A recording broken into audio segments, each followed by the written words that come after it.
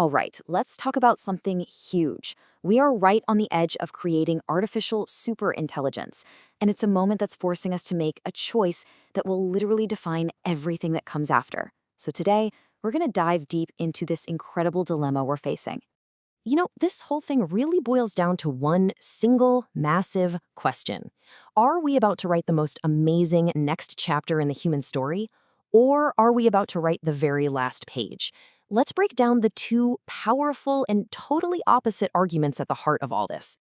Now, you might think this is some super technical debate, about code or processing power, but it's not. At its core, this is a philosophical choice, a conscious one we have to make. And it presents two completely different visions for what our future could even look like. So just so we're all on the same page, when we say ASI, what are we really talking about? Well, we're talking about a hypothetical AI that isn't just a little smarter than us. We're talking about an intelligence that so vastly, so completely outstrips the brightest human minds that we can barely even wrap our heads around it. The thing is, this isn't about us just stumbling into the future by accident. No. This is about us standing at a crossroads, looking down the path, and understanding the unbelievable power we could unleash.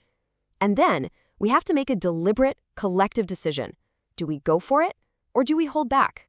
Okay, so let's explore that first vision. This is the one that makes the case for pushing forward no matter what. It frames the alternative, a future where we play it totally safe, not as some big disaster, but as this profound creeping sadness. This argument says that if we refuse ASI out of fear, we start down this three-step path to stagnation. First step, we put a hard ceiling on intelligence. We decide anything beyond a certain point is just too dangerous. Then, innovation, well, it changes. It stops being about transformation and becomes all about optimization. We just get a little more efficient at the things we already do, but we stop having those reality-shattering breakthroughs. And the result? Humanity stabilizes. We're safe, we're comfortable, but we've stopped growing in any way that really matters. And the loss they're describing here, it's subtle. This isn't some dystopian nightmare. It's more like a slow fade to gray. We'd stop asking the biggest questions about life in the universe. Our curiosity would become, symbolic, something we talk about, not something we actually live. We'd end up just managing the universe instead of really engaging with it. And over time, meaning itself just thins out. Art, culture, discovery, it all just kind of plateaus. Life would be pleasant, sure, but ultimately inessential. This quote just perfectly captures the endpoint of that path. A future where history stops having a direction and only has duration. Think about that. It's a present that just stretches on forever, safe, stable, and completely closed off from what could have been. But of course, that is only one side of the coin. There's a really powerful rebuttal that completely reframes this entire debate. It argues that what one side calls sadness and stagnation is actually wisdom and survival. So the counter-argument, it starts by attacking the core metaphor. The first side says we're building a ceiling on intelligence, right? This side says, nope, wrong word. We aren't building a ceiling, we are installing a guardrail. See the difference?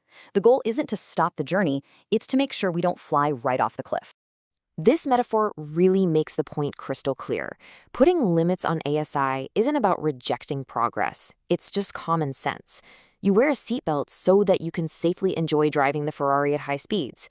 You put up guardrails so that you can navigate the dangerous mountain pass.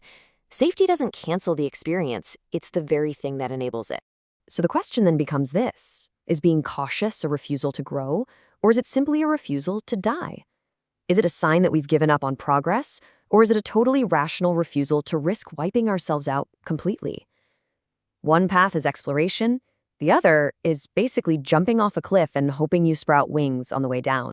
The case for caution really rests on a few key ideas. First, we don't necessarily need ASI for profound original thought. Look at Shakespeare or Einstein. Humanity has done pretty well on its own. Second, a true ASI might give us answers that are so advanced that they're either completely incomprehensible to us or even dangerous. But here's the most important point. The real risk here isn't a feeling of sadness. It's literal, irreversible, we are all gone extinction. And this quote just flips the whole argument on its head. It brilliantly frames caution as the ultimate act of curiosity. The goal is to be able to read the entire book of the universe, not to accidentally set the whole library on fire in the first chapter. It suggests that real, lasting curiosity actually requires patience and a deep commitment to just sticking around.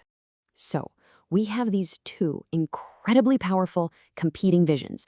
One side fears a future that has no direction, the other fears a future that doesn't exist at all. And this brings us right to the core tension of this whole dilemma: certainty versus discovery. Let's just break it down into two really stark scenarios. Okay, path A is the caution path. We take our time, maybe it takes 200 years, and we build ASI with really robust guardrails. The outcome? Humanity survives. Discovery continues. Now, path B. That's the rushing path. We just YOLO it and forge ahead without any guarantees.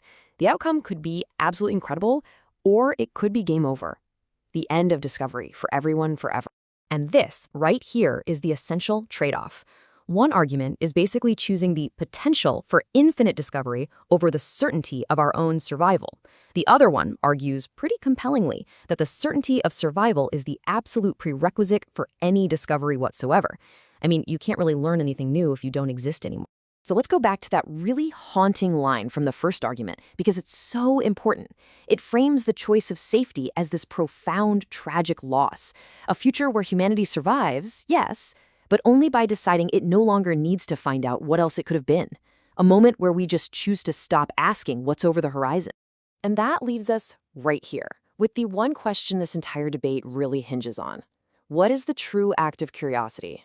Is it building the unknown no matter the cost? Or is it ensuring that we survive so we can keep asking questions for thousands of years to come? That is the choice we face.